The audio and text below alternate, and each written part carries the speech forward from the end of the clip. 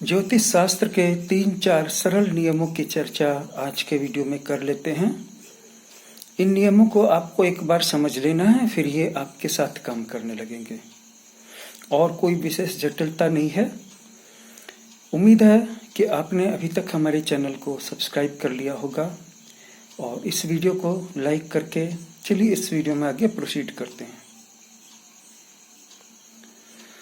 पहली चीज है कि आप सफलता के लिए उस ग्रह के अनुसार काम करें जो आपकी कुंडली में सबसे ज्यादा ताकतवर है।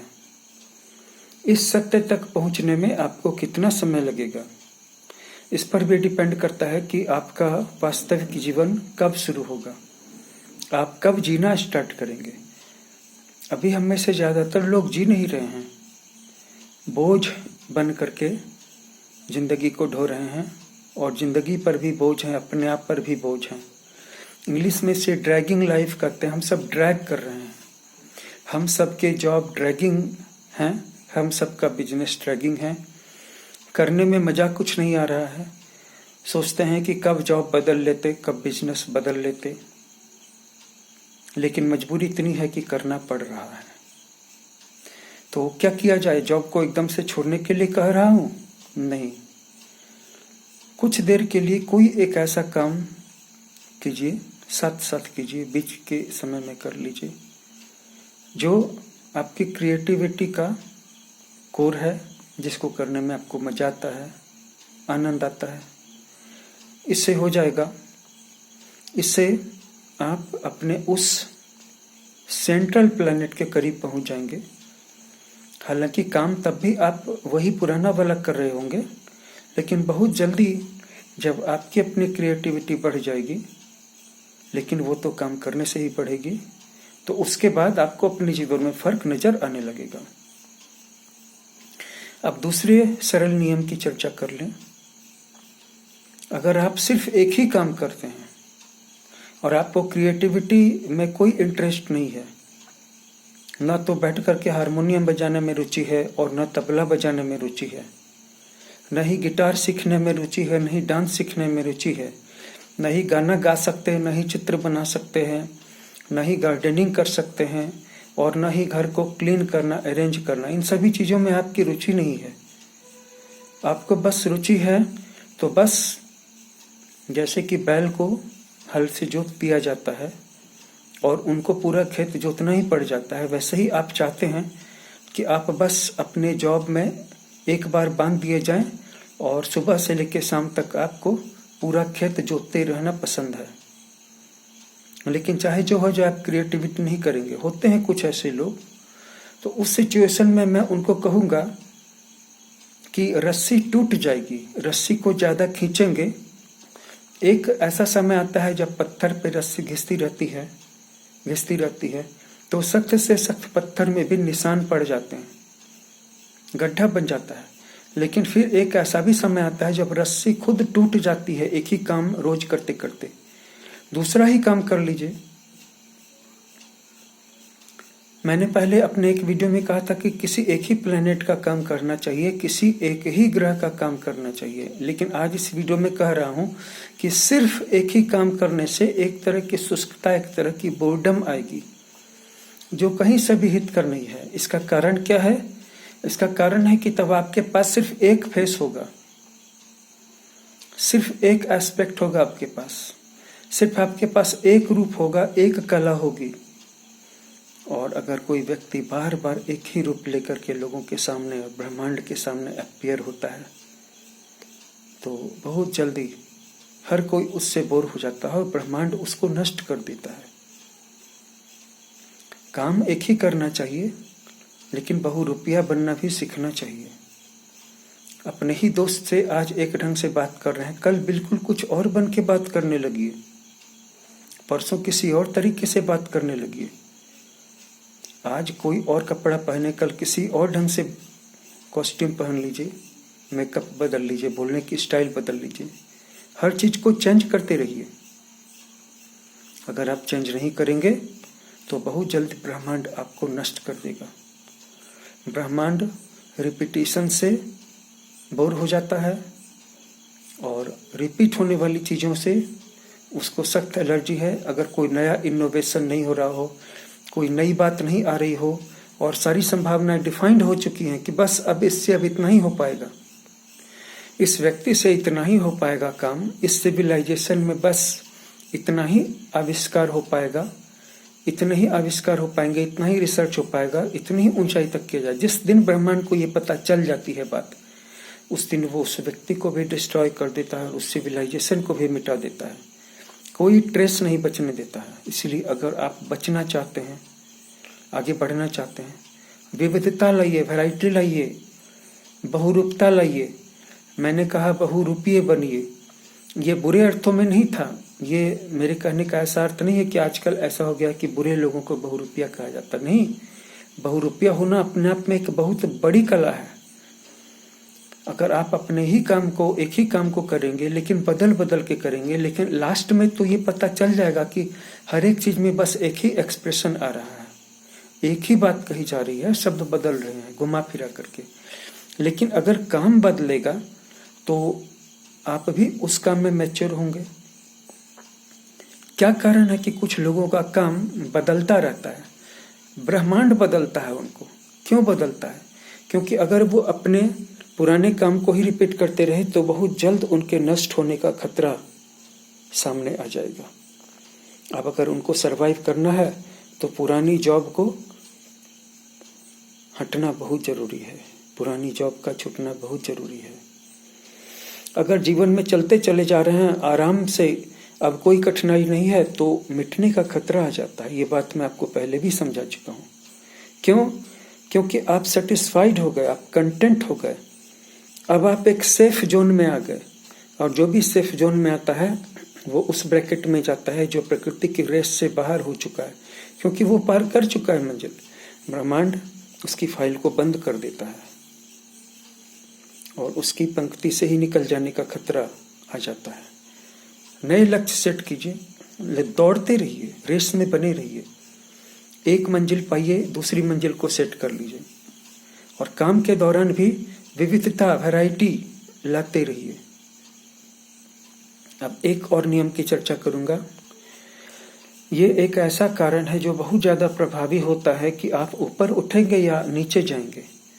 बहुत सारे लोग अचानक से पाते हैं कि उनके जीवन में सब कुछ ठीक चल रहा था, अचानक सब कुछ गड़बड़ा गया है। इसका कारण है किसी भी व्यक्ति से बहुत ज्यादा घुल मिल जाना।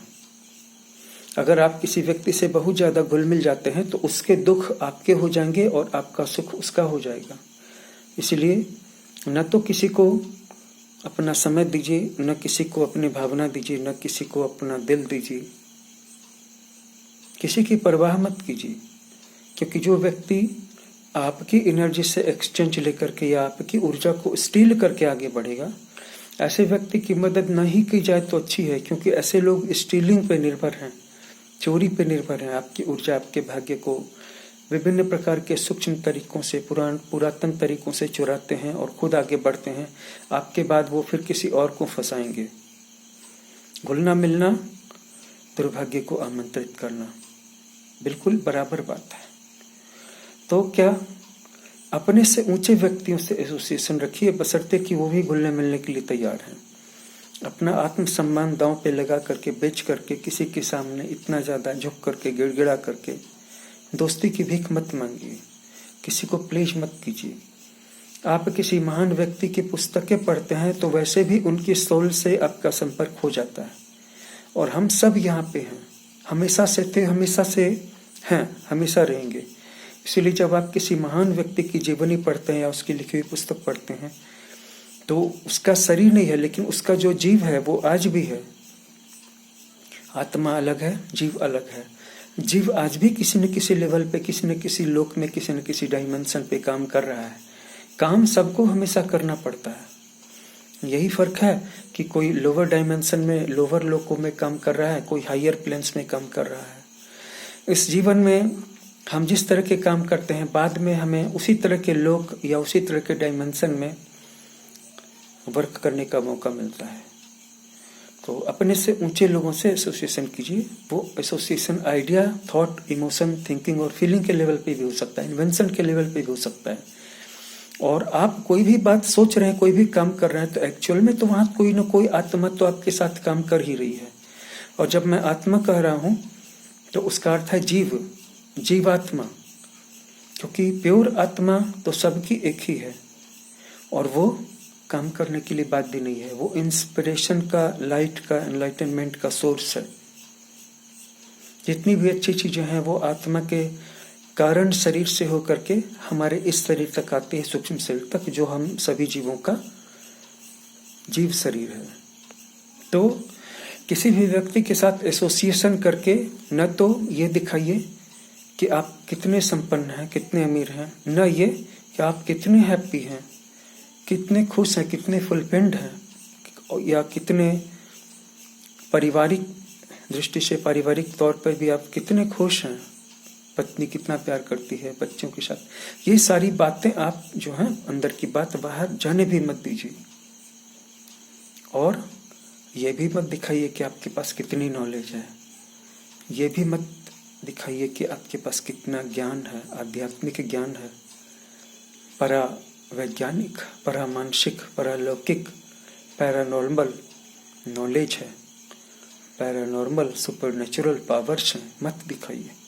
जो भी आप दिखाएंगे वो उस दिन से आपने दूसरों के नाम से रजिस्ट्री कर दिया। ये नॉलेज आपके अपने के लिए था, आपकी अपनी लिबरेशन के लिए था। आपने शेयर कर दिया, आपने उसका बंधन, उसकी बॉन्डेज ले ली, बदले में अपनी मुक्ति, अपना मोक्ष उसको दे दिया। कोई भी चीज शेयर नहीं करनी है। बस इतने से ही नियम है। अगर इन सूक्ष्म सरल नियमों का पालन करेंगे तो आपकी जन्म कुंडली में बैठे हुए अच्छे ग्रहों का फल बाकायदा बराबर आप ही को मिलेगा। और अगर आप चाहते हैं कि वो दूसरों को मिले तो आप आराम से उनके साथ एसोसिएट करके अपनी हर बारीक से बारीक चीज की जानकारी दूसरों को दे सकते हैं, अपनी प्लानिंग बता सकते हैं, अपनी विशेष बतला सकते हैं, अपने डिजायर्स बतला सकते हैं। आप चाहें तो सब कुछ दे सकते हैं। हालांकि आप कुछ देंगे नहीं, लेकिन आपके जीवन का सारा रस, सारा सौभाग्य, सारी बरकत, सारा उत्थान चला जाएगा। शेयर मत कीजिए, रिजर्व रहिए। सब कुछ सीक्रेट रखना सीखिए।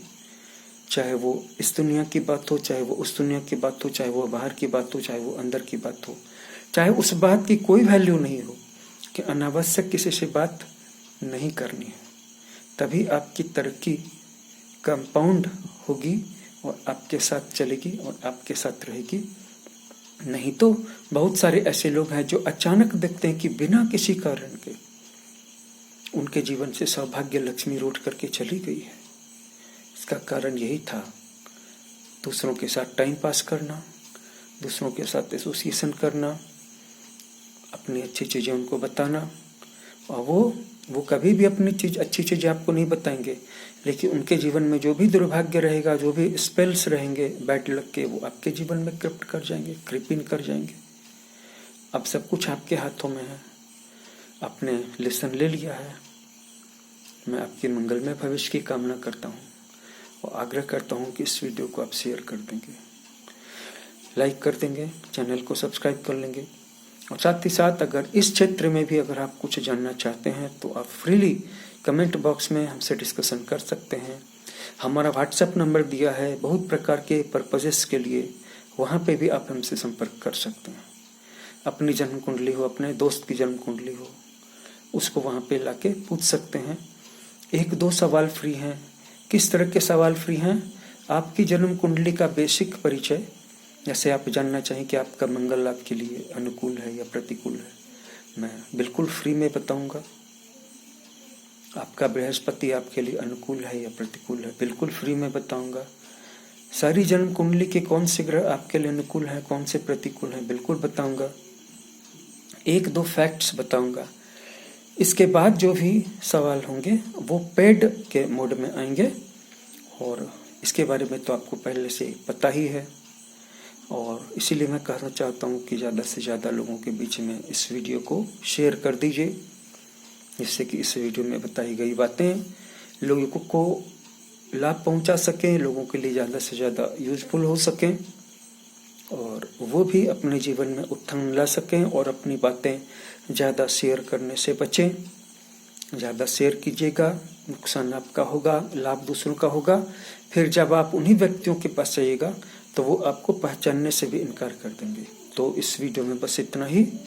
धन्यवाद। मिलते हैं अगले वीडियो में। आप अपना ख्याल रखिएगा, बेल नोटिफिकेशन दबा दीजिएगा ताकि अगला वीडियो आपको सबसे पहले मिल सके। धन्यवाद।